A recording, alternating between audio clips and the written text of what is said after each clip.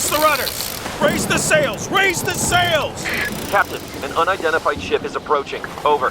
Roger. Wait, is that an enterprise sales solution? Reach sales professionals, not professional sailors. With LinkedIn ads, you can target the right people by industry, job title, and more. We'll even give you a $100 credit on your next campaign. Get started today at linkedin.com/results. Terms and conditions apply. Andrew, you turning 28. Congratulations on your new fire cave from the gang RuneScape. And he's awesome this summer. Is gonna be a summer for the boys, yeah. They're gonna party on happy birthday, yeah. Oh, shout out to Andrew, yeah. I'm turning 28, be late. Keep going.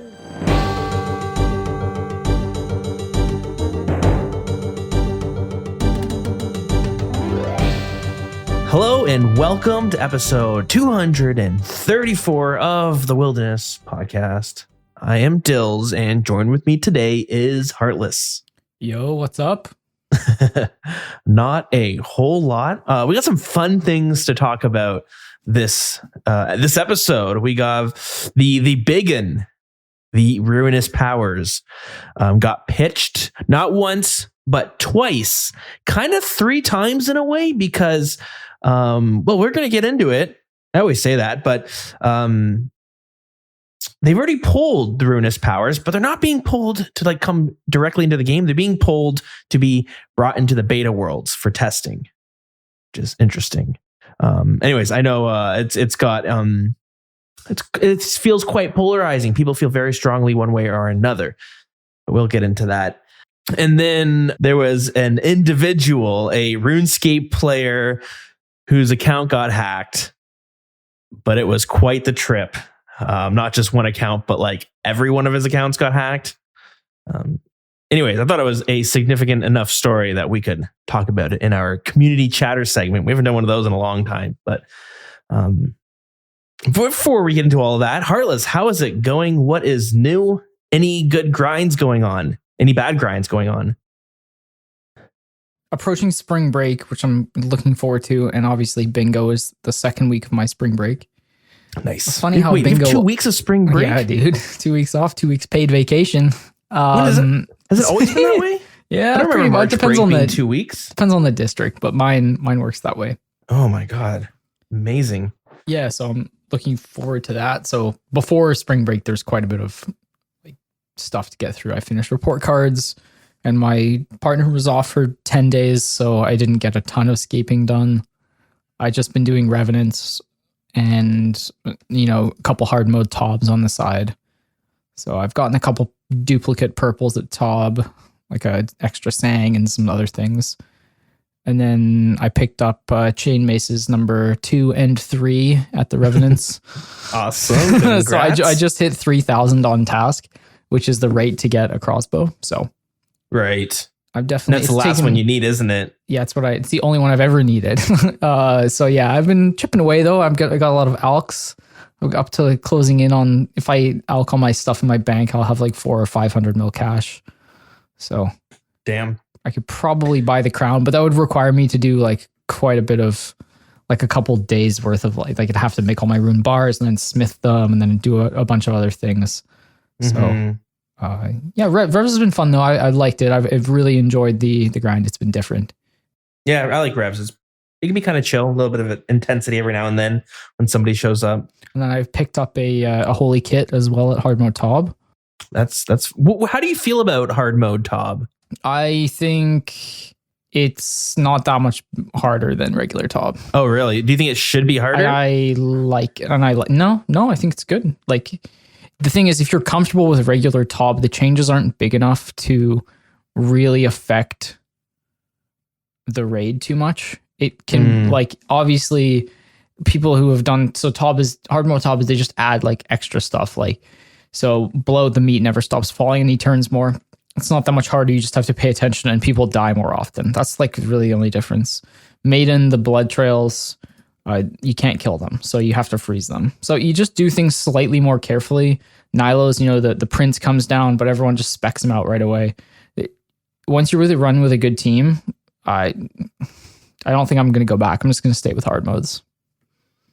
as much as I can, as long as I can keep finding good teams to go with. And a lot of my friends have been into it recently, so it's been easy to tag along. And the time is pretty free these days. Like, you don't need, with the strategies and just how good people are, me not having a scythe isn't a detriment with people that have good KCs. So yeah, and obviously at the very end of the fight, there's some other stuff. Like, the rooms are all a little bit harder, but it's not too much. It's not too big of an adjustment. P3 can get pretty crazy because she heals like 1,000 health. So you basically are getting chased by tornadoes and you're out there for a lot longer. So people end up dying a little bit more, but it's a fun system. Interesting. Yeah, I've never done hard mode Hard mode Tobe. Hard mode Tobe. I'm brushing it off as like a casual thing, but it's just like anything in the game. Once you do it enough, it becomes routine, or you just get more comfortable with stuff. So I'm comfortable. I'm at the point where now I've got like 50 something KC plus my 500 regular KC, or whatever I have. So I'm pretty comfortable with hard mode now, and if I pay attention and don't get, I might die once in a while, but usually I won't. So that's kind of low. It's the same thing. Like when you start Corrupted Gauntlet, like I remember it being so hard. And then by the time I had a few hundred KC, I was like, okay, this is cruise control. Like, I'm not going to die unless I'm actively trolling or not paying attention or something. And same thing goes for like solo chambers. I remember that being the most frustrating thing to learn. Like, just as frustrating as Inferno. I'd smash my head and I'd be so frustrated. I was like, I just don't understand. And now, I feel so comfortable. I can go in with like, a couple brews and make it through without dying. It's just about doing things like on repeat and then getting more comfortable. It's just like with work, right? Like if you've never done something before, I used to work construction and I'm not a big construction guy. I can tinker, but there's shit in there that would frighten me, but I'm sure after you've done it a bunch of times, you're like, yeah, this is routine. I think for most people, I'm pretty dumb, but yeah, for most people, probably like pouring concrete or something. Even that, I'd be like, man, I'd be a little nervous because you got to get it right or else that's going to set. And then it's a nightmare to get rid of if you make a mistake. But I'm sure you'd just be so comfortable with it if you've done it a ton of times. Yeah. I like, there used to be this saw. It was like a wet saw, or it was meant for like cutting concrete or cutting stone. So it's like this big beast of a saw. It was gas powered and stuff.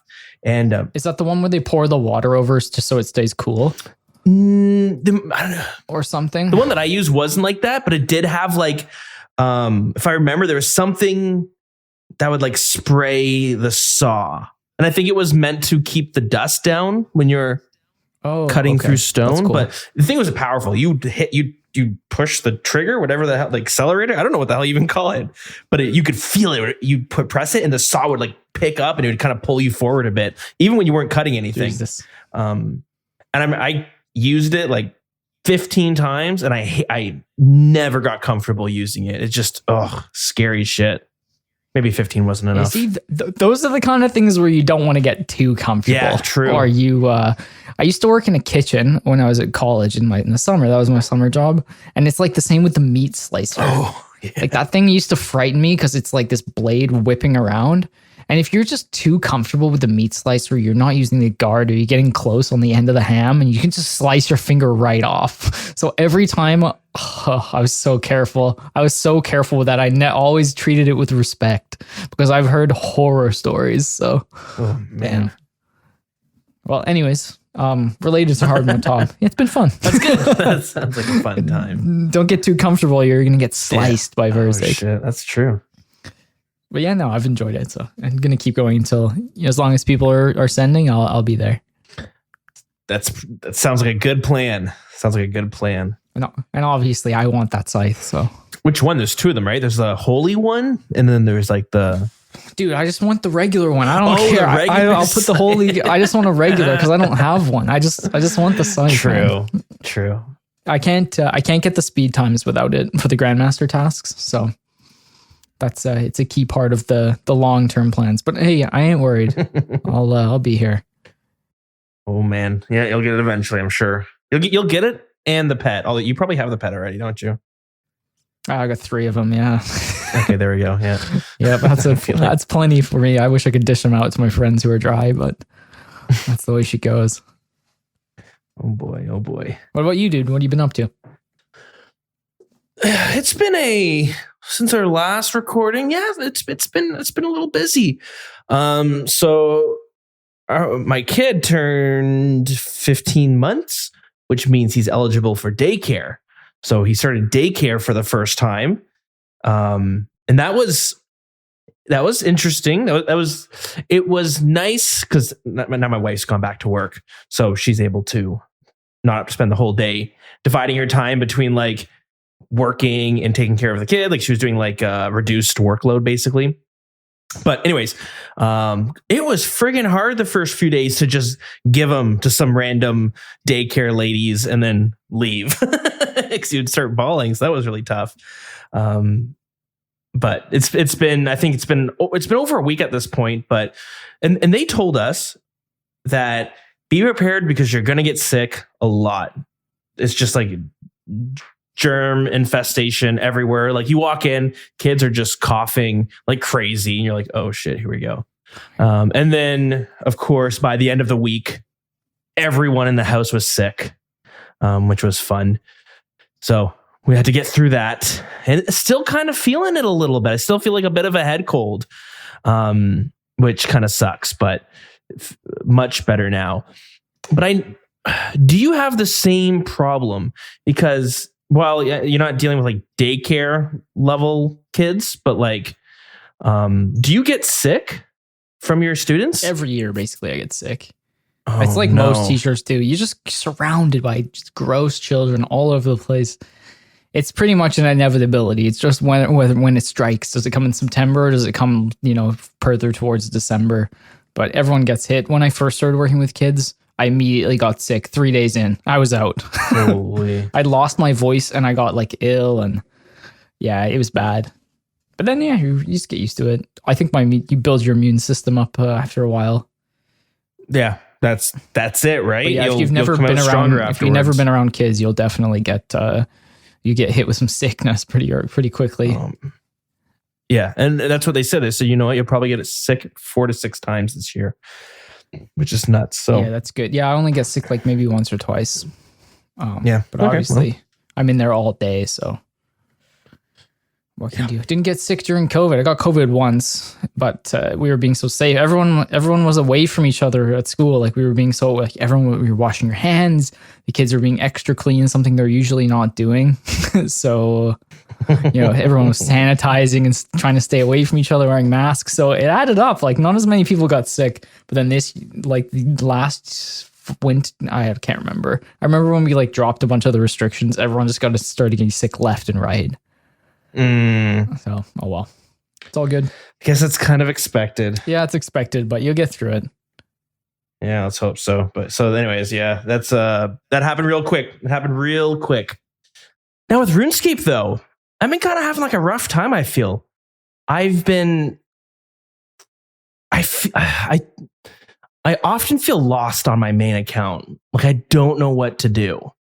I want to play the game, but I don't really know what it is I want to do. And I normally just like roll a die and pick a random boss. Well, I'll go do a Zulrah trip.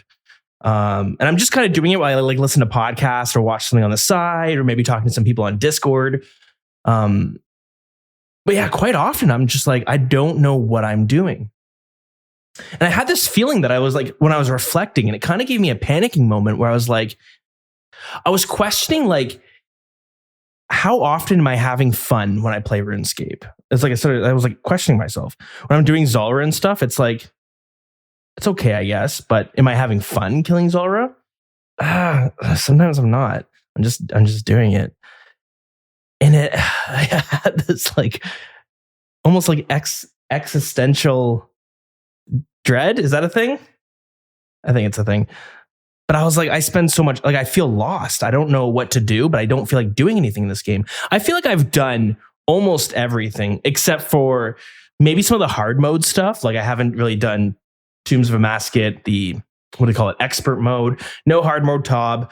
No, I've done maybe 2 challenge mode Chambers of Xeric. Sometimes I talk to someone who is like, they spend a lot of time in this game and they're a main account, and I'll be like, what's your goals in this game? just to see like, what are you working towards? You've done everything more than I have. You have way more money and all that sort of stuff. Like, what keeps you playing? And I was talking to someone in the Discord, in the clan, and they were saying like, oh, I'm really motivated to get all the best gear in the game. And I was like, yeah, that would be awesome. I'm so far behind my gear. Gear has been coming out all these years, but I haven't been keeping up by making sure my bank is high enough in value that I can purchase this gear. So like back like 3 years ago in 2020, my bank has like grown a little bit since then, but I don't have a lot of the best and newest gear that has come out. Yeah, you're looking at 7-8 bill to get all the gear now. To get all the best in slot gear, I should say. You know, Shadow's 1 point. Shadow and Tebow are like close to Shadow, Tebow, and Scythe are 3 bill just themselves. Then Torva's a bill.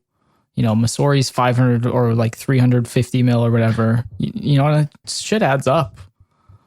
And then you got all the secondary items like the, you know, if you want an AC, like a ZCB, that's another 400 mil. Like that, the items start to rack up. So I feel like you're correct. Like their gear has come out in heaps and bounds of gear, and max gear isn't what it used to be. It's true. But money is easier to obtain these days than it used to be. I was talking to some of the boys the other day about that. I don't know, back in the day, like these new, I was being a boomer and saying like these new age mains are complaining about Zulrah being 1 mil an hour or something, because back in the day, you know, that was good money. But then someone rebutted, and I was like, y'all, and you know, you got Toa money now, and not so much now, but back in the day, Nex used to be really good money if you didn't have great gear, because you could just roll masses, and people were just getting tons of money. But someone said, yeah, but Heartless, you need like 7 or 8 bill to get max gear these days. So, you know, it's not like you're just buying a Tebow and then just doing everything in the game. You know, there's quite a bit more to it now. And, you know, Tob isn't the end game anymore. There's so many more things available. And I said, hey, that's a really good point. So money may be easier to come by, but it's certainly, you need more of it to hit that threshold of max gear. What would you consider max gear? Yeah, what's max gear? Yeah, I guess you have the Missouri for range. You got your Torva for melee, and then you have Ancestral for mage. Soon to possibly be a new set of mage gear. And then you got your the 3 big ticket weapons. You got the Shadow, the staff. You have the Twisted Bow, and you have the Scythe. Although, you know, and then you have a bunch of like various weapons that like, you know, like the Fang, and then all these like other weapons that you can like, they're not on the same level as like the Twisted Bow, but they, you know, if you're an end game account, you have one because it's got its purpose. Yeah, Claws, Void Waker, Zari Crossbow, all the like spec weapons. So there's a lot fall of into that gear. category. There is. But I think where I struggle with, because I fell behind with the gear. I used to have the best in slot gear, and then it started coming out and I just couldn't keep up with it. And I think it's just like, we got more gear. We got a lot more gear, but I guess it isn't really spread out to enough content. Like, and I love when when a boss has a lot of uniques on it. But then at the same time, if I'm not really into that fight, or if I do it 50 times and I think like, okay, that's enough, then it's like, it's just content I just kind of move off from. And I feel like that was like a lot of, like, we get content. It feels like by the time we get new content coming out, I've been burnt out from whatever just came out. And it just seems like the gap between content is so far, like between each other, that like I have nothing that ties me over. So I do the new thing that comes out 50 times or so, which isn't even that much, but it's enough for me to be like, is there anything else to do yet? And it kind of it's like this weird feeling on my main where like I don't really, as much as I love making new accounts, I do want to be able to play my main and do a bunch of random stuff, but I'm having a trouble finding stuff that I can be like, this is objectively fun. I have that feeling when I'm playing with people, when I'm doing other, we went PKing on the weekend and we did some wildy bosses or doing a raid with a group of people from the clan. That's when I'm like, I'm having a good time. But it's not, I think it's less to do with the content and more to do with the people I'm doing it with. It just becomes fun. But I wanted to ask you though, like, do you have moments where you're like playing this game and you're sitting there thinking, I am struggling to figure out if I'm having fun, if I had fun tonight? Did I enjoy my time playing RuneScape for one reason or another? Yeah, I think everyone has those moments. It definitely happens. Like if you've had a bunch of wipes, or I find it frustrating when I don't like finish kills or something. Like I'm like, okay, tonight I'm going to do some TOAs, and like every TOA is a wipe, and then you go to some other content and you wipe. That's what I find frustrating. But no, you don't usually like, I'm like, what am I doing with my life? I haven't had that moment. I was just thinking the other day, like, like what would make me quit the game? And I think the only real thing that I could see making me quit would be if Jagex did something that like devalued the game so much or kind of ruined my sense of fun with it. If like power creep, if they did some crazy power creep, I think that's probably what would be the killer for me. Kind of like back in the day when they removed the wilderness, just changing the core identity of the game. If they did it if they went too far, I think it would cause me to not enjoy the game I fell in love with. And I think that's part of the reason why maybe the community, myself, and many other people, especially those who are pretty heavily invested, don't always like huge changes happening, and why we sort of like the, when you call them boring updates, things like Torva, it's a couple max hits, but it's not going to change the game in fundamental ways. Masori, it's a couple max hits. They're talking about this low life, but don't really want to live in a world where I have to bring a locator orb to every piece of content. And I'm tick-eating attacks with Guthix rests, just so that I can maximize my DPS, I don't really want to live in that world. So I think if they change the game too much, obviously change is good, but if they go too far, I think that's what would stop me enjoying myself. Yeah, that's fair. I think I can agree there, but at the same time, I think part of the reason why I'm also getting a little bit bored, I'm getting pretty bored of the game. Like I still like to play it. My problem is I want to play it every night for like 2 hours at least. You need some goals. Yeah, and that's the thing. Like grinding, like getting the newest equipment. I don't like Torva's nice, but at the same time, like I don't really. It does. It's just like making you stronger, but it doesn't.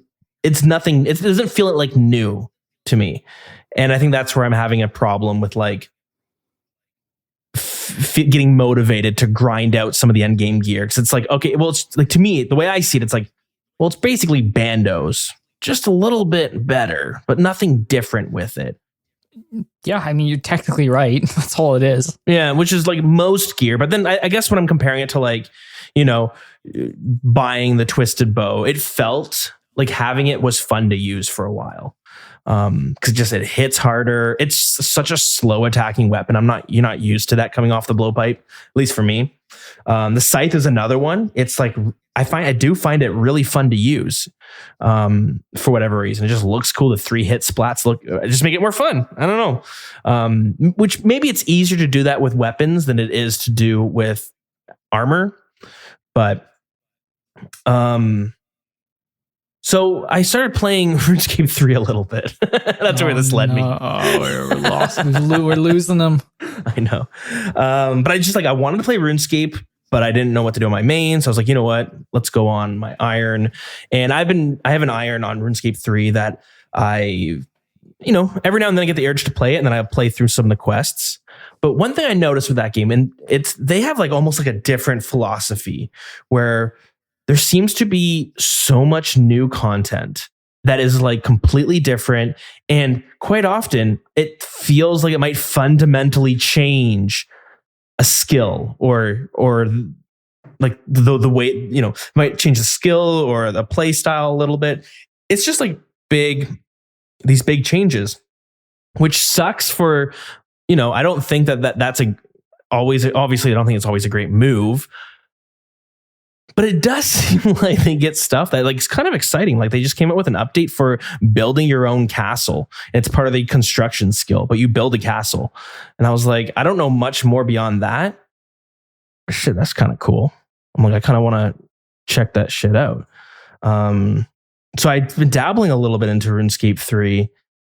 I don't really have much to share right now, except for like, it's RuneScape, but there's so much, and like maybe the graphics help a little bit, but it feels like I'm exploring a brand new game. Like I'm trying not to use the wiki as much as possible. It's just been a different vibe. Like I'm doing some of the quests. You can set the quests up in a list in the game where it's done in like a storytelling way. So it's like, if you want to play this game as if it was a story mode, do the quests in this order basically. And they have a lot of quests. So I've been doing it, but then I was doing like the quest A Soul's Bane, which is, it's that quest that's between Varrock and Mauritania. It's that crack in the earth. And you go down and you get these new weapons where you can hit like 200s on these monsters, and a lot of little combat, little puzzle things you have to kind of work through. But when I was doing it, it was friggin' so hard. The boss fight felt like a literal boss fight. Like it felt as a boss fight probably should. It was so tough for me to do. I died so many times. I had to like look up different strategies. Not when I say look up, I mean I had to ask people like, where do you get better food? I need better gear to kill this thing. What can I do right now? And it was kind of refreshing how difficult it was at an early level. Mostly because I wasn't grinding out the stats to go kill that boss. I just tried to kill the boss right away. And I was trying to figure out how can I do this today without having to just go grind a bunch of stats. So it has been fun and a bit refreshing, but I do miss when I do play a stretch of RuneScape 3. The next day I do feel like, I kind of miss OSRS. But yeah, that's a question I want to hear from other people, and I want to hear from other people. Like, I'm curious to know if other people play this game and sometimes they're trying to do this boss, and as you're sitting there questioning, like, am I enjoying this? I know we have like some irons who are stuck on certain grinds. Like I don't know how to get through the stunt when I'm feeling I don't know if it's burnt out or just bored of the content we have. I'm not sure how to push through that besides playing less, even though I want to play more. So I'm curious to hear from others what they think. But I know like Friday, Saturday evenings, or bingo. Bingo might be the answer, where it is a week full of socializing with others and doing content with a group of friends. A lot of people say that bingo and maybe even leagues, and when demo mode was around, like these things kind of popped up at a time where people needed a break from the game. But besides bingo, we don't really get that too much anymore. Anyways, gosh, that feels like a little bit of a downer, but yeah, I don't even know. It's just the way it is sometimes, dude. When I go dry for stuff, I just sometimes it motivates me more. I'm like, I'm gonna get this goddamn drop, no matter how many hundreds or thousands of kills it takes. Sometimes I find it as like motivation, because I've been lucky at places, but I've gone dry at a lot of places. So I know the feeling. Well, like, what did you do with Nex? Because you had some rough weeks at Nex. Is there anything you did where you're like, I need a pick me up? I need a RuneScape pick me up to pull me out of this rut that I'm in. Yeah, sometimes I would just take breaks, just go do some other content like raids and stuff. But some weekends I was like, I just get right back in there. But I mean, it was rough I think it was worse when the teams were. I've been nexing basically since it came out, so I can go through like the whole evolution of the meta, and like back when it was rapiers versus fangs, etc., etc. I think now it's pretty easy to find a good 3-man team. Like it's not that challenging. Everyone is going to be pretty good as long as you're going with like these people who have good gear. Everyone should know the strategies. But back in the day, like you get some rough ass teams, man. Like you could wait for like half an hour without finding a team, especially if you were in Iron and didn't have, a ZCB. You couldn't just buy one from the G because everyone was range camped. It was rough back then. So it was more than just the actual going dry on the boss that was making it brutal. It was the bad teammates. It was the lacking the gear. It was all of those things. So it kind of just added up to make it a much worse experience than I would say it is today. Interesting. Yeah, it feels like a weird problem when you start burning. I guess I'll use the word burning out or getting bored of some of the content. But I think a lot of us know that we play this game more for just like what we're doing in game. A lot of it is like where we go to socialize. It's another thing I realized too. Like this is where I come to socialize. Yeah, absolutely. Yeah, that's part of it. Like I was in there killing next, but I was like talking to friends and watching them stream. So I was always with someone. I wasn't like by myself the whole time. Yes, I mean, so just all sorts, and like I'll get Tor eventually, and I'll just move on to another grind, and it's always the same thing, right? It doesn't matter if you're like a low level iron grinding Barrows or Corrupted Gauntlet, Zulrah, raids, chambers, whatever. It's there's always another grind to move on to, so there's no real rush to finish what you're doing. Mm-hmm. Well, we'll we'll see how my feelings are for next week. Maybe bingo is the answer. Maybe that will pull me out of my rut. But it's probably your last time to sign up, by the way. I think signups are going to close by the time this podcast. You might have a couple days left. I think it's the 21st of March. Mm-hmm. So by the time this goes up, probably on the weekend, you might have a day or two left. So if you'd like to sign up, then please visit the Discord. Yeah. And there'll be a link there. Discord.gg/thewilderness. If you're late, you will not be let in this time. I'm not doing it again. I'm not waking up on like a day after I've made the team to 15 messages of people saying, Heartless, sorry I missed the day. Can I please join? No, you cannot join. I've already spent so many hours making the teams. This is my pet peeve, dude. People are like, oh, just let them in. It's like, no, I'm fucking sick of it. If you're late, you're late. So that's your warning. Sign up as soon as you hear. Because I'm not letting anyone on teams once I've made them. It's done.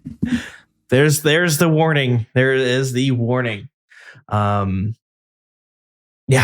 All right. Well, let's take a break. We'll head on over. But yeah, call in if you have advice for me. Sometimes people call in with questions.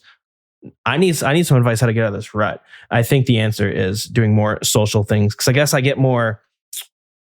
When I'm bored or feeling a little bit down in the game, I kind of shut myself off. I don't join voice chat as much, and I sit at the GE, looking at my bank, being like, I don't know what to do. I'm so bored, and I bond up 3 or 4 different accounts, waste all my money, hoping that. You don't need those. Just put to bed those accounts and just go all in on the main. Get max gear. That's what you got to do, Dills. Yeah, we will see. We will see. Maybe we'll try some hard modes. Anyways, we got some stuff to talk about. Why don't we head on over to the news? All right, Heartless, let's talk about the Ruinous Powers. This is the first we're talking about it, but it has been a bit of a saga. So they came out with a first batch of these Ruinous Powers. What are the Ruinous Powers? It's a new prayer book coming with Desert Treasure 2. And they pitched a group of new prayers, and it ended up... it wasn't really well received online. I wasn't a huge fan of it. Basically, they just felt like the prayers we already had, just like percentages were changed and like some were up higher. And that's basically how it felt. I was like, none of these are exciting. These just feel like, they're just the same what we got, but like a little bit better. I cannot believe people thought they were weak. Like the prayers were like weak updates. I was like, oh my God, this is the biggest change that we've ever gotten to the game. This update. And this is your feelings for the first batch of prayers, right? No, the current prayer. Okay, like any batch of the prayers, they're crazy strong. Like people don't fully understand how strong these things are. They're insane. They're ridiculous. Just alone, if the 3 offensive prayers came into the game, that would be more than enough. That is increasing DPS by 7%. Like that's 7% is ridiculous. That's a huge increase in DPS. And I maybe sound like I'm like harping here, but you're getting like multiple max hits. Like I think Twisted Bow gets like 10 max hits or something in some places. I mean, I may be off, but like we're talking huge numbers. So as like an end game PVMer, I was like really, if the prayer book just had the 3 offensive prayers that gave the updated percentages, that would be already strong enough to completely change the PVM landscape, let alone all the other things that they're adding. And obviously some of them we can discuss whether they're useful or not. Some of them are really cool. Like overall, I'm definitely into this process, but I think that a lot of people, just like when, new cards are released in a card game, I don't think people fully understand how to evaluate things. Yeah. Especially with percentages in front of them. But this is the update, even in its current form, is completely game changing. Yeah. So the first batch of prayers, which by the way got all reworked because people felt like people weren't happy with them, and I wasn't happy with them either. I thought they were just boring. They were stronger. They might have had like a 7% increase, but I looked at it and I was like, these prayers are nothing new. They're just what we have, just tuned up. And I was like, that's kind of boring. I was hoping for something different. When you look at the standard spell book and the ancient spell book, like this ancient spell book is way different. And it's fun to use because of how different it is. So Jagex listened. They went to the drawing board. They came back with this updated version of the prayers, which is Heartless. This is what you're talking about, where they have a bunch of new prayers and they've changed the way a lot of them work. And yeah, they beefed them up overall. And some people are happy with them, but then you have a lot of people who are, Heartless like you. They're saying this, they're way too strong. These are going to be overpowered. Like we can't have it because it's going to make PVM like trivial, like all the, grandmaster times, and for different raids and stuff. It's the times you need for the grandmaster achievements. They're just I'm like, useless. Look, I don't mind power creep. Like, don't get me wrong, but I'm trying not to don't want to be gatekeepy. I don't want to sound like a gatekeeper. Like, I want more and more people to get into endgame PVM. All I'm saying is that I think people misunderstood how powerful the prayers are and continue to do so. That's all I'm saying. I when I look at these, my feelings on whether they're overpowered or not, I guess I don't know enough to know if these are going to be too strong. But I did look at them and some of the prayers did look fun to me. It's kind of what I want. I want something a little bit different. I don't want to have the standard spell book, the standard prayer book that we currently have, just tweaked. But let's go through some of these prayers, and then Heartless, we'll see what your thoughts are with each one of them. And by the way, they have pulled all of these, and they have all passed, but they're not coming straight into the game. They passed the poll that is now going to bring them to beta test for beta testing for the community. So we'll be able to actually see how much stronger these might be. So we have a batch of prayers called protection prayers. You know what the protection prayers are. We have 3 of them on the standard prayer book already. And by the way, very overpowered. I don't think they would ever pass. Why? Because they block 100% of any damage you take in that combat style. So these Ruinous prayers have their own version of protection prayers. They have dampen, melee, mage, and ranged. This won't protect you from 100% of the damage. It will only protect you from 90% of it instead.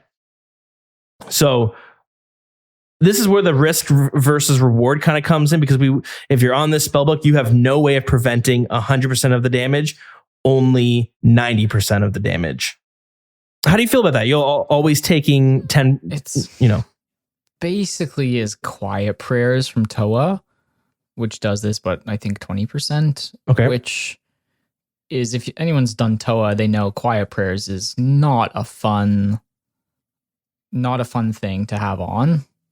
It's pretty brutal, just being chipped away at all the time.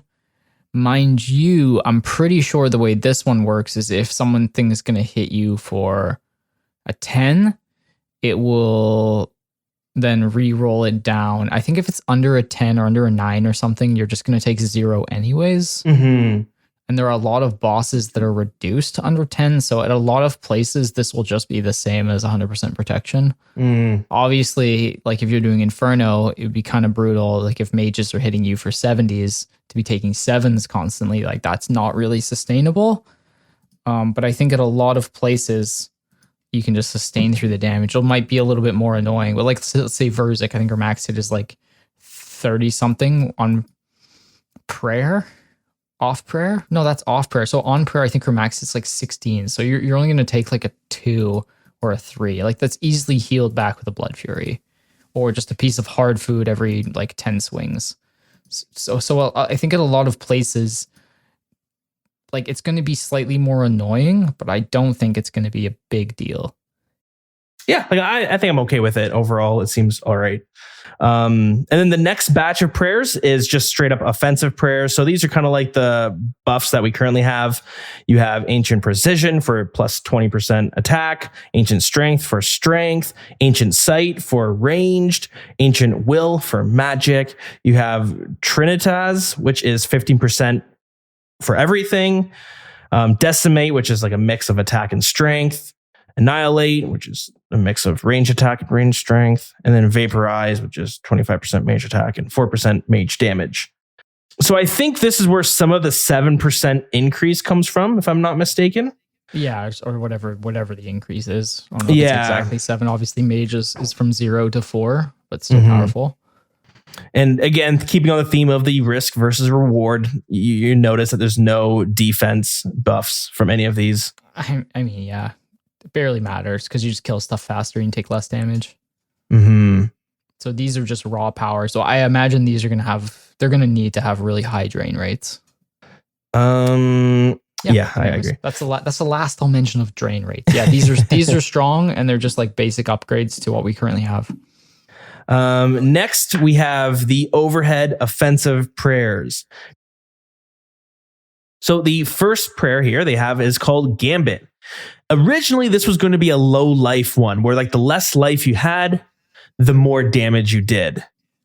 Yeah, I'm really against low life, like really, really against it. And I outlined my reasons earlier. It makes everything way too sweaty to be efficient. And I know not everyone likes to play efficiently, but it would be hurting a huge part of the community.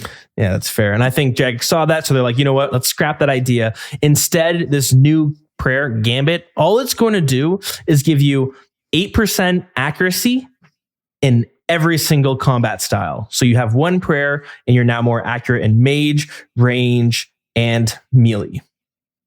That's really good. Yeah, it seems decent. It's like wearing, 5 or 6 tyrannical rings when you're hitting a Warhammer spec. So it's pretty good. Like, definitely going to increase the amount of damage you're able to do to bosses just for hitting specs. Now, my thoughts on it, I don't really care for this prayer too much. It looks kind of boring to me. I'm not like, you can look at the 8% and you're like, oh, this is how many tyrannical rings. For me, I'm like, I can't even tell. How much is 8%? I don't really know. All I know is that, it's a little bit boring to me, but hey. I like this one because we don't have any just like pure accuracy increases. So I think it's interesting. I'm into this one for sure. That's great. Well, let's look at the next one. It is metabolism. Oh, metabolize. Sorry. So this prayer, and Heartless, you're probably going to have to correct me, or you're going to have to give a little bit more details if you know the inner workings of it. But it will basically allow you to eat food faster when you have this prayer on. Yeah, I think it's cool. Now, this is an interesting change because this actually affects DPS and PVM because it'll affect how much of a break you're taking by eating food. Yeah, that's true. I like this one. It seems cool. Okay, this is different. It's gonna be a little bit unique. It's also a low-key skilling update because there's a bunch of like tick eating methods for like, this is kind of sweaty, but when you get into like fishing and stuff, you can like eat the food as you're cooking it. So there's a bunch of like multi methods that will gain XP rates by using this. So it's also interesting. It has some skilling elements if you're into that kind of high level skilling stuff. Oh, that's crazy. Skilling, which I'm not really into, but it definitely does affect things like, I don't know, 2-tick swordfish, or if you're doing like fire cram ones or something like that. So there's a bunch of methods that will be affected by it. So it's pretty cool. Yeah, it looks neat. I'm interested to see how it how it can kind of work. One thing I'm not looking forward to is like, am I gonna have to like quickly turn on this prayer, eat some food, and then turn it off? Is that the way this prayer is supposed to be made, or can I just like leave it on and then do a boss fight? Or is it gonna how much is it gonna drain? I don't really know. Yeah, so I think basically what it's saying is like it takes 3 ticks to eat a piece of food. So as far as I know, all it's going to do is change it to 2 ticks. So you'll be able to attack a tick faster than before. So like, let's say you had a twisted bow on, it takes 5 ticks to attack. And then if you eat a piece of food, you'll have to wait 8 ticks between your T-bow hit, eating the food, and then your next one. So this will just make it 7. Yeah, this looks fun. I just don't want it to be, in order for it to be effective, you need to like flick it on and then flick it off when you're done eating a piece of food. That sounds tedious, but we'll see, I guess. Yeah, I mean, all to remember while we're going through the discussion is we don't know the drain rates or the activation costs of these prayers. So while they seem really strong, obviously they can be greatly affected by how much prayer they cost.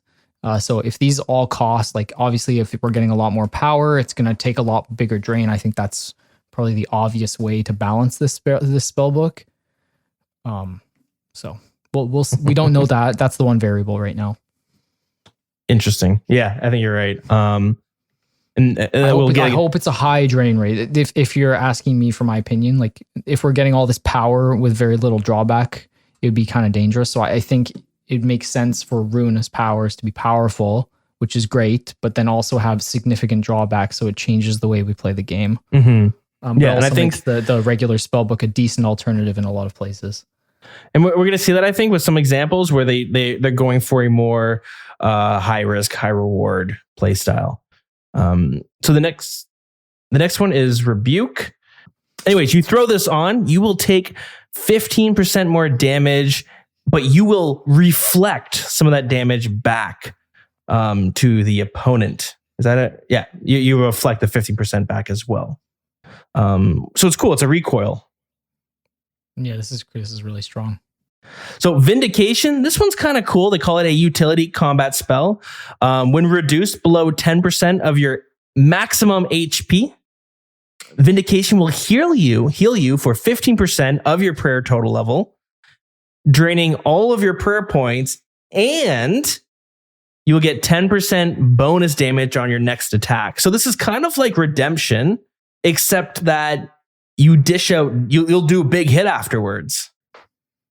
Yeah, it's exactly Redemption plus the big hit. Yeah, so that one's interesting. That one sounds kind of cool. I'm interested to see how that's going to be utilized. And then lastly, we have a new batch. They just added this in called the Ancient Vows. Sounds pretty cool. Yeah, these are a little wild. Let's get into it. There is Cruor's Vow. While active, you have a 10% chance to heal 10% of the damage dealt with any combat style. This is like a Blood Fury, or this is like a Sangstaff, or like a Guthan's hit. Yeah, it's a very small percentage heal. This is like bad Soul Split. What do you feel about this? Any strong feelings? Yeah, I'm against Soul Split in every capacity. That's great. That's a crazy prayer. That's a game-changing prayer, game-breaking prayer. All right. Where it's so strong you never have to bring food anywhere. So this is like a baby version of it. They got to be careful with healing. I think they're going to start out really low like they did with the Blood Fury, and it might come into a place where it's good. Healing does get dicey because we are kind of capped at 99 HP. This is something I'd be cool with. Like you can have this on, but you can't have the like offensive like whatever the piety is called. Yeah. So you could either have healing or you can have extra damage. You can't have both. Interesting. I think I'm okay with that, but having both on at the same time, I don't think that's great. I do kind of like this. It looks kind of fun. I think it will make combat. It'll shake things up a little bit. So for me, I guess I'm kind of wanting things to be a little bit different. So this seems a little bit exciting. But yeah. Let's say you're doing a solo chambers and you're low on food, and you got to decide between, do I want the extra mage damage for my mage boosting prayer, or do I want to heal up a little bit because I'm kind of low? I like those kind of choices rather than let's just slap them both on and then I'll heal N to deal extra damage. That doesn't really give you you're not like critically thinking about which one I should use. So I do overall, I like the four that we're going to talk about. So that was the first one. Glacie's Vow is the next one. While active, you have a 20% chance to deal bonus magic damage. And the damage dealt is 10% of your initial hit.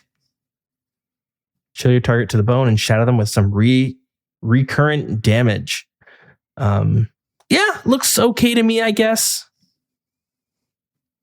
Yeah. What do you think? Anything crazy? No, it's good. I like this one. This is good. So this is for extra ancient damage, right? Or am I confused? Yeah. Any damage, it looks like. So I wonder if even the shadow, I imagine, would roll off of it. I'm not fully sure.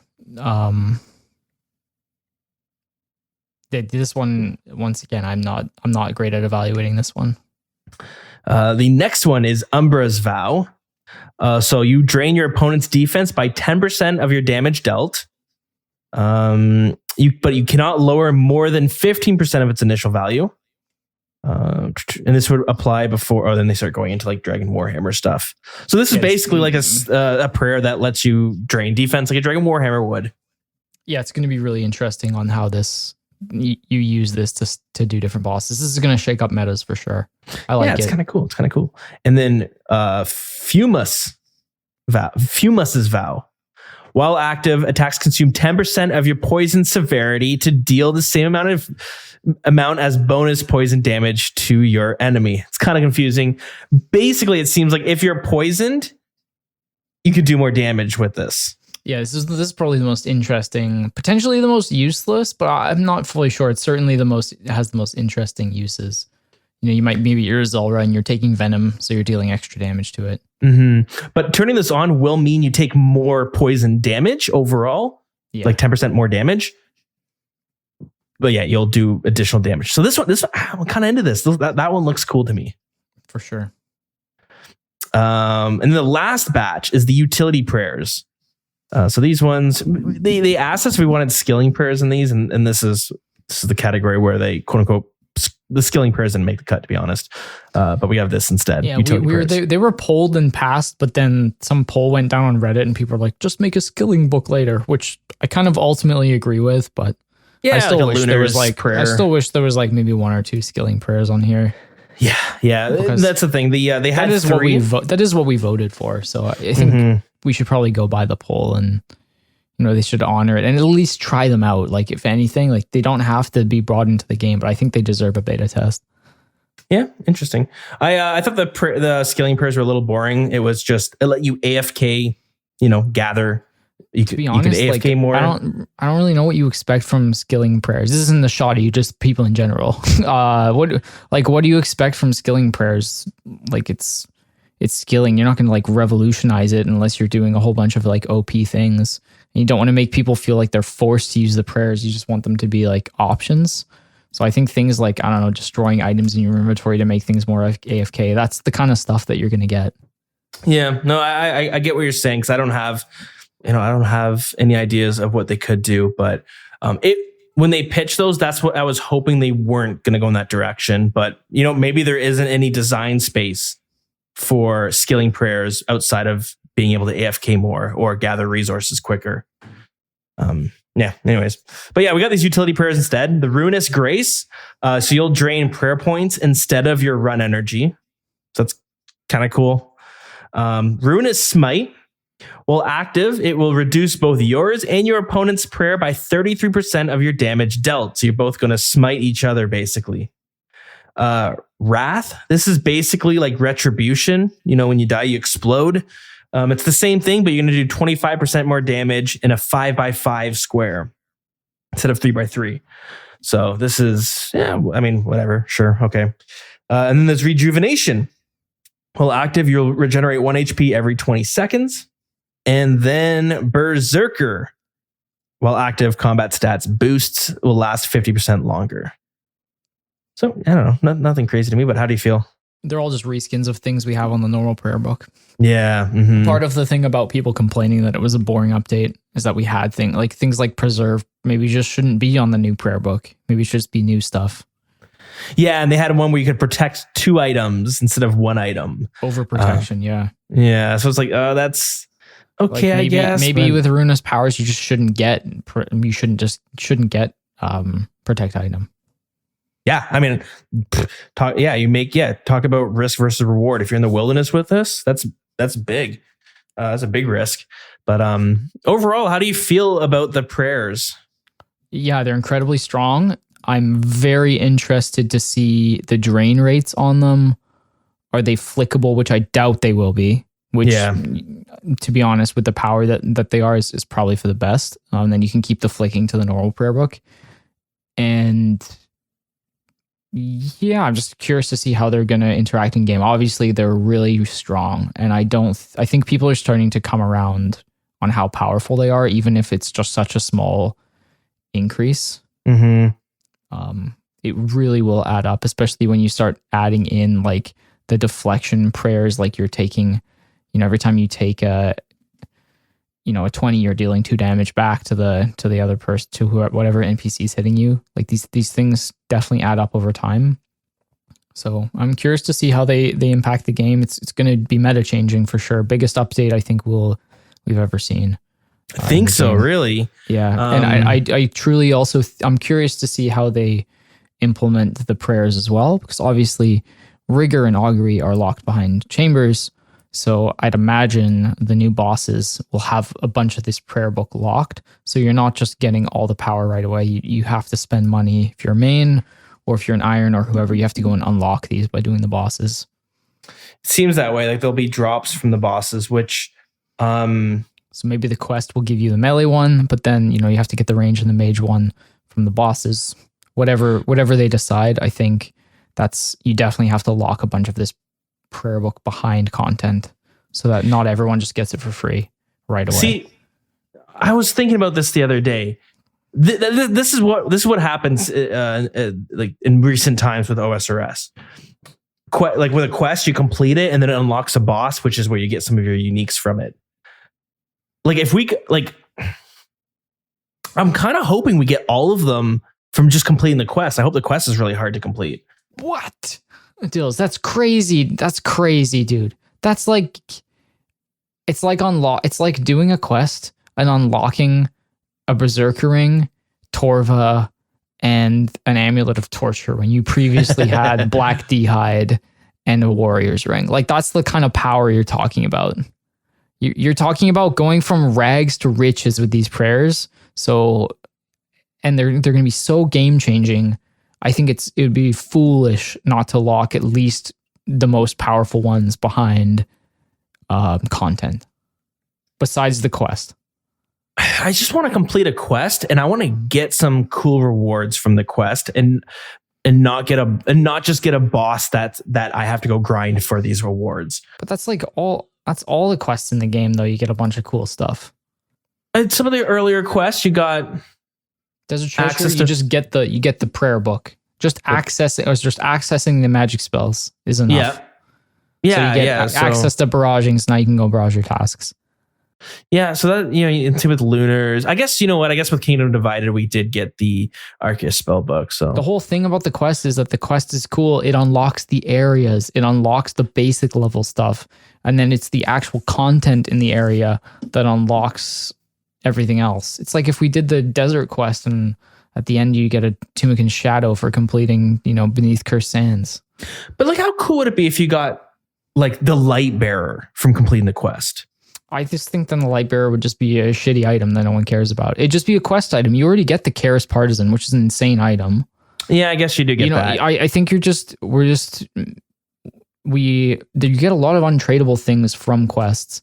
And I think they're just not given as much. They don't have monetary value because they are untradeable. Which I don't really see anything wrong with that.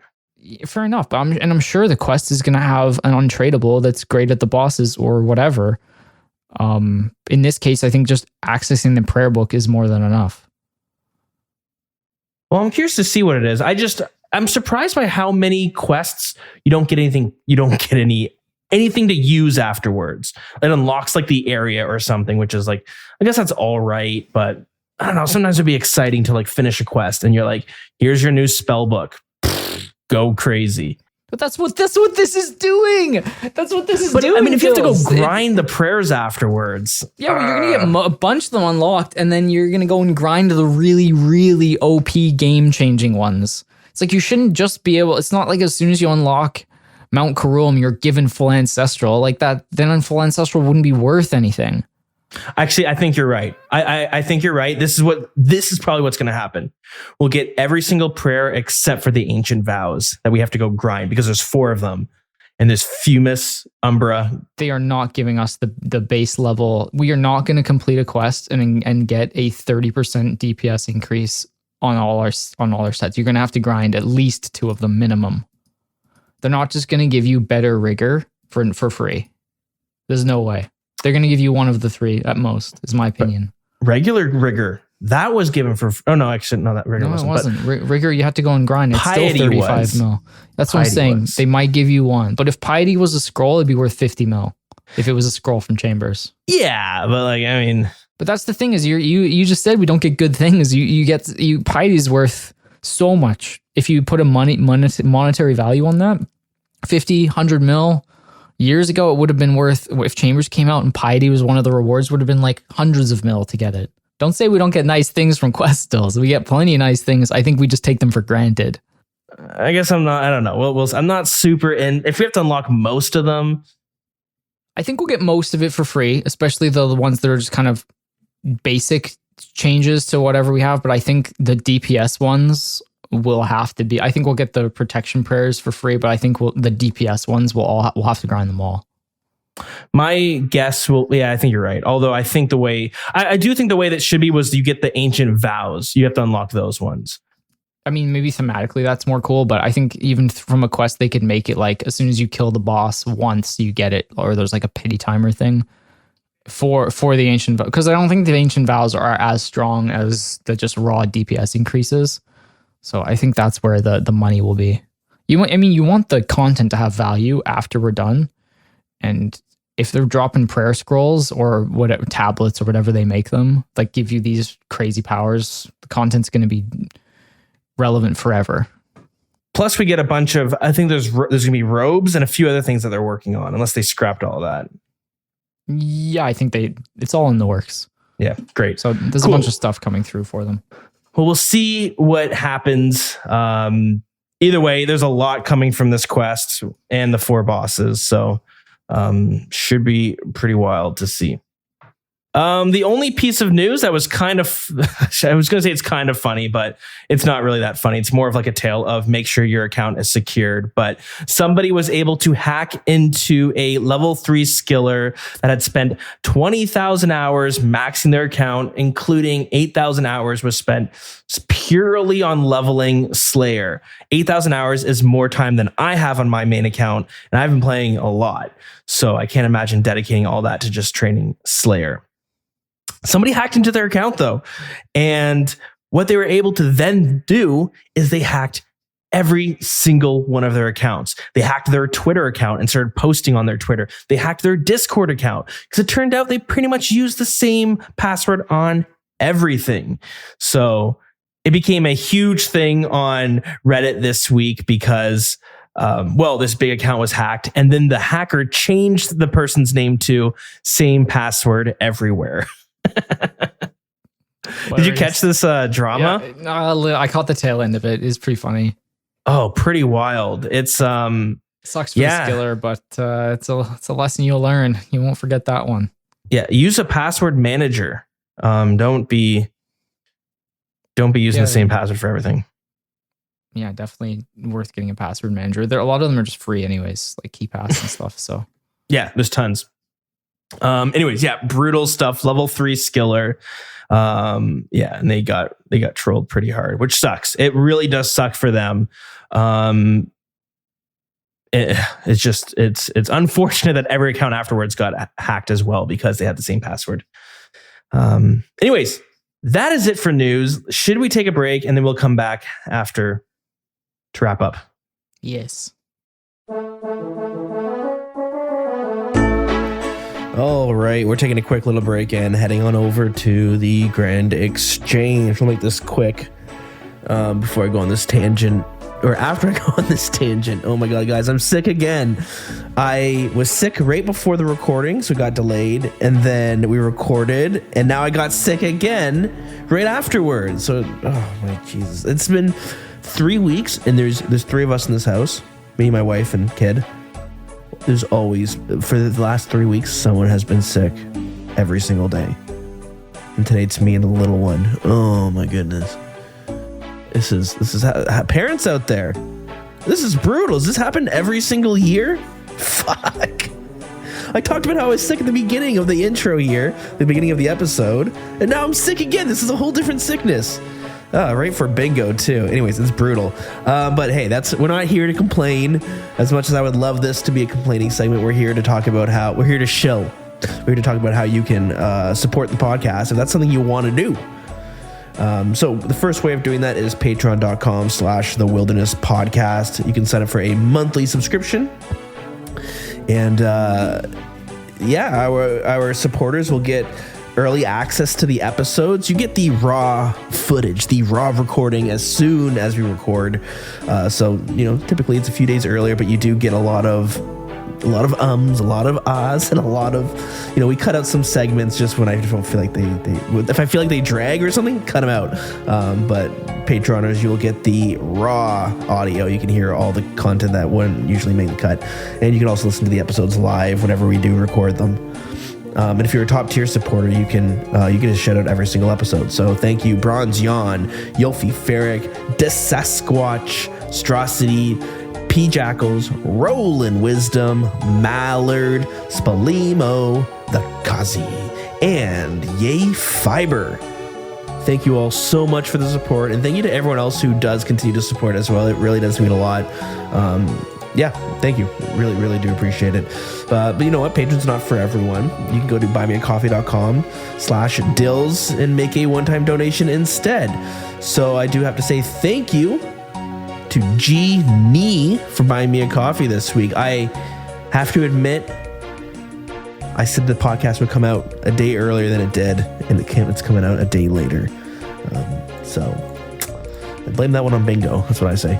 And finally, if you don't want to support through those means, maybe you're a huge Discord user, you're paying for that monthly membership fee, you get all the little bells and whistles with Discord, and you also get 2 boosts that you can send to any server. So we have a few people sending the boosts to our podcast server, clan server, discord.gg/The Wilderness if you want to join. Thank you to Toddy, Battle Staffs, Chick, Hey Step, Sis, Cosmonaut, Lips, Rollin' Wisdom, and Twisted Ooh Woo. Thank you all for boosting that server and giving us so many cool little goodies, like people can stream in 4K. That's better than Twitch. You know what? Some evenings on Discord, I'll say it, way better than Twitch. Okay, and you can watch. This is what I love about watching streams on Discord. Right, one, it's more interactive. You're like hanging out with people. It does feel like you're sitting at the library playing with your friends. But also, what's awesome is you can have it so that you have 4 streams on one monitor. So I'm watching 4 people, as many as you want, really. As many people are streaming, you can watch them all at once. And it feels like a Zoom call sometimes, but instead of seeing faces, you're seeing people play RuneScape. And it's the best. You can jump around between a bunch of them. Oh, so much fun. Anyways, that's enough me going on about this. We're ending it. We got some calls. Let's go listen to those calls. Love you all. Okay, we are back from our break. Heartless, I know you've got a dip soon. I've got a dip soon too. Big Brother's starting in a bit.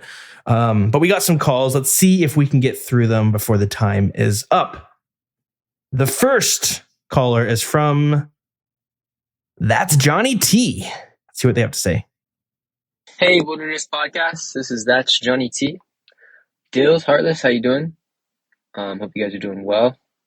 Calling in this is a public service announcement. About like a couple weeks ago, maybe 3 weeks ago, I'm on my Ironman, and shout out to all the Ironmen out there. And I was trying to see what like food source I could make. that would like equal 22. You know, I was close to getting sharks, but I wasn't there yet. I was like 4 levels away.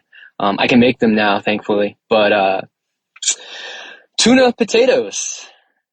Do you guys have time to hear about this? Tuna potatoes. I don't know, man. You know how like you hear streamers say like, wow, whatever dev made this quest or whatever, like they must hate their lives. Like whoever conceived the concept of tuna potatoes, who are you? I want to know their name for real so I can know who to like email. Like like dude, it is a process. You literally feel like you are making tuna potatoes like IRL. Like I won't even get into it. It's like 8 different steps, right? It's so crazy. But like churning butter, go try churning butter and then call in. Let us know. Thanks guys. Bye. Dude. Have you ever had to make tuna potatoes? No, but I used to churn butter as a moneymaker back in the day when I was Really? Yeah, that used to be my moneymaker. With my friend, we would just churn butter all night watching movies. And we come out with like we were pretty well off. We had a few mil between us. We share the wealth around a little bit from churning down in Yannel. That was good times. Yeah. But man, yeah, making potatoes is not fun. I've never done it. Maybe once or twice, but cheesy potatoes from the Warriors Guild. Shout out to my Iron Man boys out there. Anyone who doesn't like fishing or cooking know that the 16 heels, they just buy a whole bunch of them. And any ultimate Ironman out there definitely know about the cheesy potatoes. I have a friend who I used to tob with, and between every tob, he would go to the Warriors Guild, pick up an inventory of cheesy potatoes, and then try to survive past Soda Seg so he could get food for Verzik. Oh, those are the days. It is a process. But yeah, I don't know why he's making tuna potatoes, but I respect it. I mean, really, the move is most people just do carom ones. 22 heels you need them for some things. Dude, I do have to go now, actually. So I've pushed it to the limit. You've got to go. Yeah, no problem. I'll go through the tuna potato process because I had to do some of it on RuneScape 3. Awesome. Okay, well, thanks, Heartless.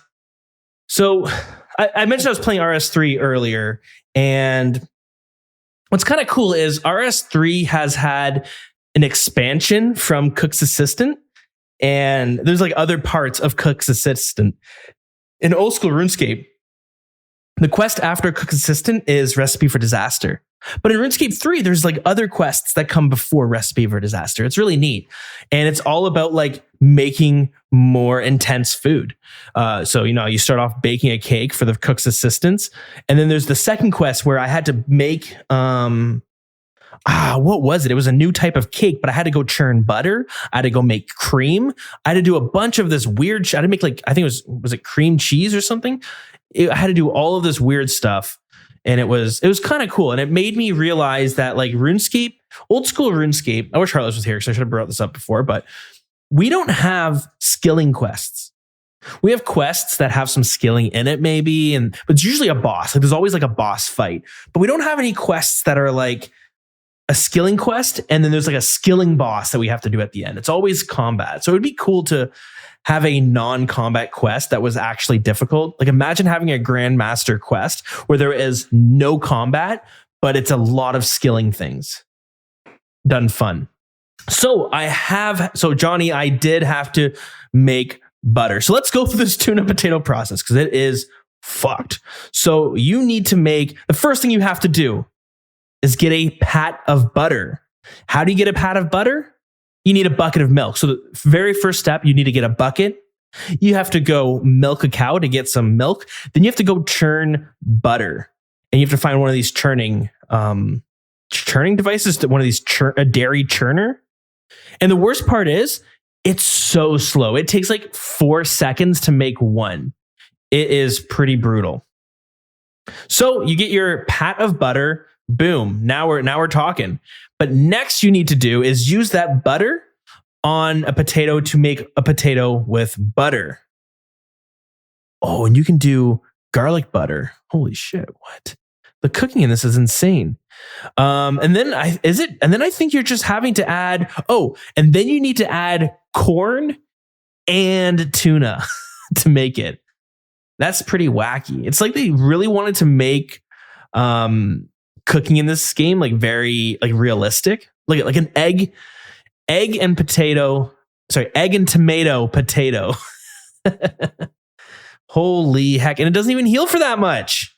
What does it heal? It doesn't even say. Can you even eat it? Oh, as a potato with cheese. Oh, it heals 16. There it is.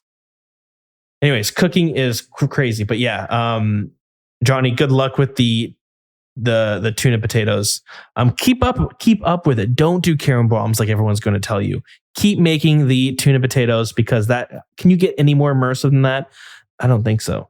The cooking in this game is whack. Like, it's kind of cool. It's a shame that all of it sucks. Like, the best healing food is done through fishing, and it's just so much easier. But you can make some really wacky stuff, right? Like, just if you go through the list, you see some crazy shit. Go make a pizza, right? Go make a friggin' pizza.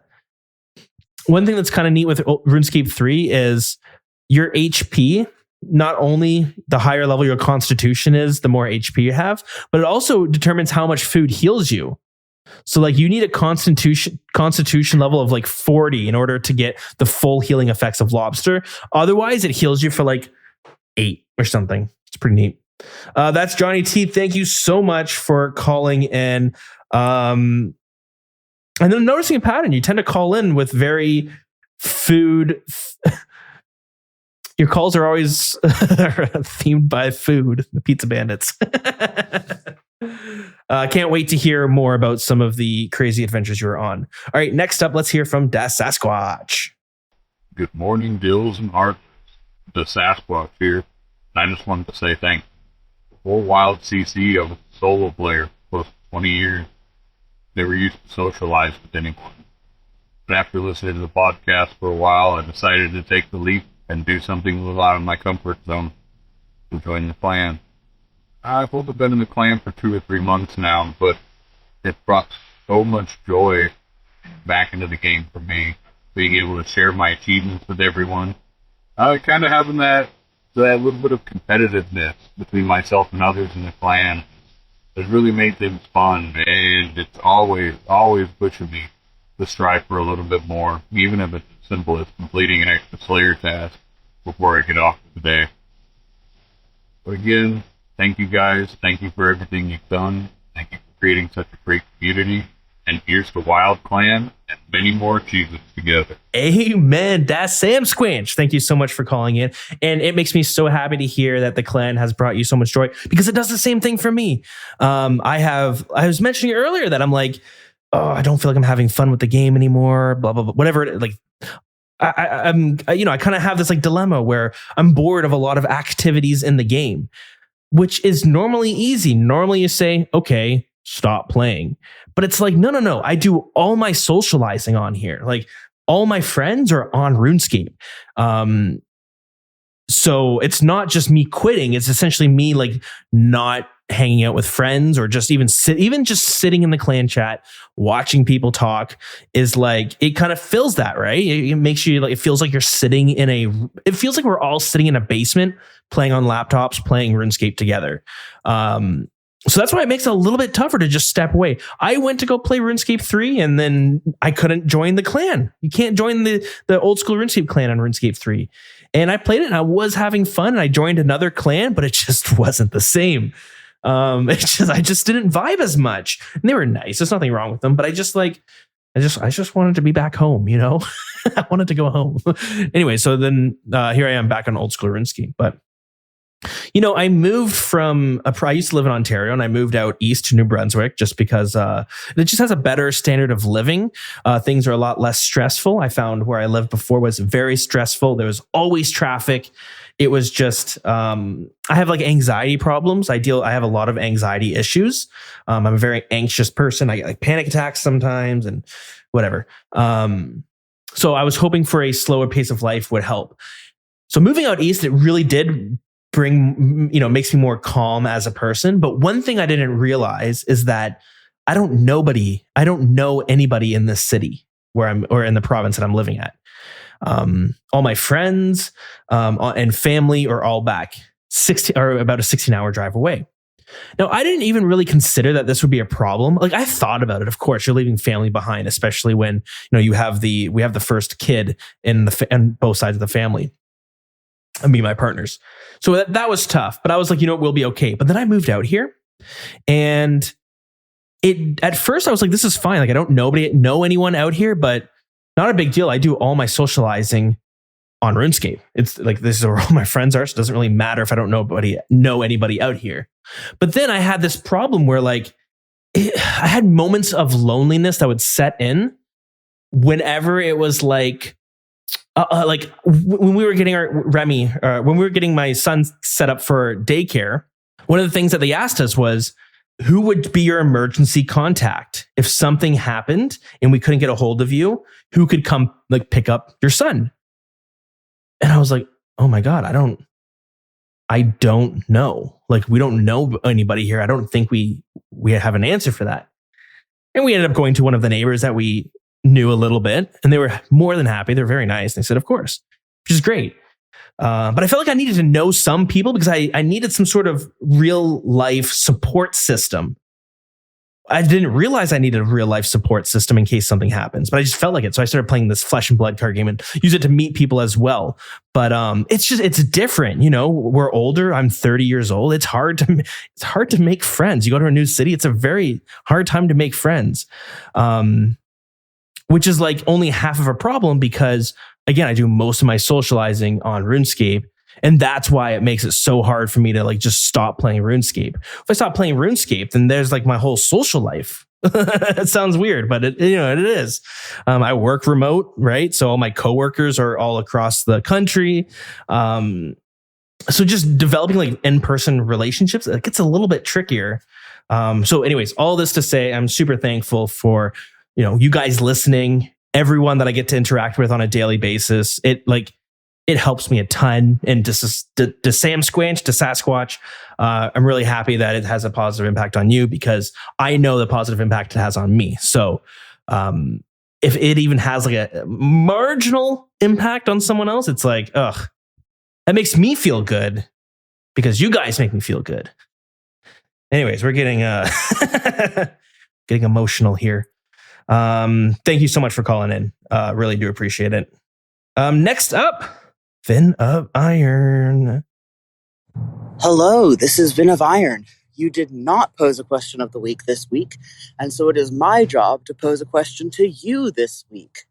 Now, I am a fairly capable knitter and crocheter, so my question to you is, which old school RuneScape item or clothing piece or prop or, I don't know, even a person maybe, do you think is most suited to be knitted or crocheted?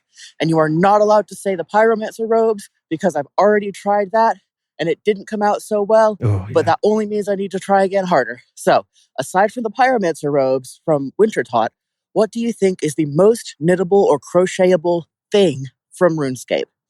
Thanks, guys, and I'll see you next time. Vin, thank you so much for calling. Wow, what a great question. My partner crochets. I don't, but she crochets, and I have an idea of what you can and can't do. That's tricky. I don't know much about knitting, except for my great grandma used to knit me gloves every year for Christmas. Mitts, not gloves. Gosh, what would be a good thing to crochet? My first thing is a plushie. My first thought is what kind of plushie could you do? Like a gnome child, but that might be a little bit trickier. Something that's again, I've never crocheted, so I don't know how crazy you could go with detail, right? Do the alchemical hydra on the third phase where it's missing two heads. I don't know how easy, I know you can do it, but I know that it could possibly be very, very tough. My partner, she's done snowmen. She does a lot of Christmas stuff, little ornaments. My first thought when you said what would it be, I was thinking of the Zerker helmet, like a hat that looks like the Zerker helmet or Warrior's helmet. That could be a bit tough, especially with the horns, right? They'd probably flop a little bit unless you could really stuff it with I should have vetted this one earlier so I could really think on it. I think a dragon helmet could be a good one. That's another one I instantly think of. But I'm not, when I say the dragon medium helmet, I don't mean like so that you could wear it, but you make a little plushie so it could sit on your desk and it like sits in the palm of your hand or something. That could be kind of fun. And I feel like that wouldn't be, that has like, it's simple enough that it's, yeah. Oh man, what a tricky question. I really want to think on this. Yeah, I guess my pitch would be a dragon medium helmet, but not one that you would have to wear. Make it so it's like a plushie. That'd be really cool. Vin, you're going to need to share that because I'd love to see it. That sounds awesome. I wish I was creative like that. I always wish I could like create something tangible. You know what I mean? I wish I could like. I worked in construction, but I'm not handy at all. I can barely use a tool. I tried to draw. I tried to get into like drawing and stuff, and it's hard. My hand would cramp up, so I give up real quick. Yeah, that's a tough one. So I'm gonna go with the dragon medium helmet. That's gonna be my pitch. Thank you so much for calling in. That's super cool, and I am very interested to hear how it goes. And Vin, I'm calling it right now. I have some experience with this from two people that I'm close with. You have way too much yarn. And you probably have a closet or a shelf or a box that you've stuffed it all in, and you've got multiple boxes, and you probably pretend like some of the boxes aren't there. So then you're like cleaning it out, and you're like, oh yeah, I forgot about this. That's what my partner does. I like when we were moving. So we moved provinces, right? 16 hours, and I was like, open up one box. Do we really need a whole box of yarn? Put it aside, I'm going through another one. I'm like, this box feels so light and it's crushed. What is in here? More yarn? Are you friggin' kidding me?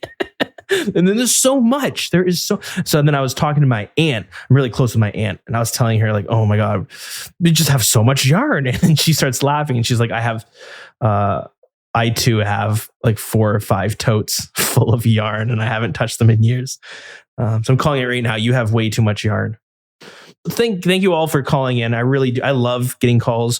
I know we've kind of asked this question before, but if you want to answer the question of the week, we'll do it like, how do you overcome a funk? What's your advice for someone who's in a funk? But, knowing I have more than just, I play this game for more than just the entertainment value. It's a lot of my socializing goes into it as well. Curious to know, what do you do to break out of it? Yeah, would love to hear it. Let's get a wrap on this show. Oh, Kraken. Zyra's is saying Kraken. That would be a good one too. I love the mini Kraken pet. That would be awesome if you could do it. But the problem is, I don't know how easy it is to have the little tentacles, up in the air without them like kind of flopping over. Got like a bunch of flaccid tentacles all over the place. That one's cool. I love the Kraken pet. It's so freaking cute. It's we have it as a Discord emote, and I use it all. It's like my favorite emote. I use it all the time. Looks like one of those wacky, waveable, inflating tube guys. All right. Thank you guys. Thank you all for listening. If you want to hang out on Discord, discord.gg/the wilderness. That is where you will need to join the Discord if you're playing bingo. Our clan is wild. Our email is thewilderness.podcast@gmail.com. And I have Twitter @thewildernessrs, although I'm not super active on there. So I'm trying to cut back on my social media time. So I don't use Twitter anymore. I used to have it like occasionally. I would get like pop-ups, but then I just get so many random tweet notifications that I don't need to know these people exist. That's my thing. Sometimes I get too invested in like arguments online. It's not good. I shouldn't know that this thing is a problem. I shouldn't know this thing is a problem because why would I know about it? I don't know about it. Anyways, our song of the week. Let's do Escape. Which is found in the Witch Haven dungeon. All right. And guys, feel free to call in and ask and to give your thoughts on the Ruinous Prayers. Would love to hear it. I know some people have very strong feelings. So yeah, let's hear it. I'm very curious to hear your thoughts, but that'll be about that. We're going to, that's how we need to end it. I can't even speak. Have a good night, everyone, or have a good day. Have a good drive to work, or if you're walking the dogs, Hope the walk's going well. And we'll see you next time. Bye-bye.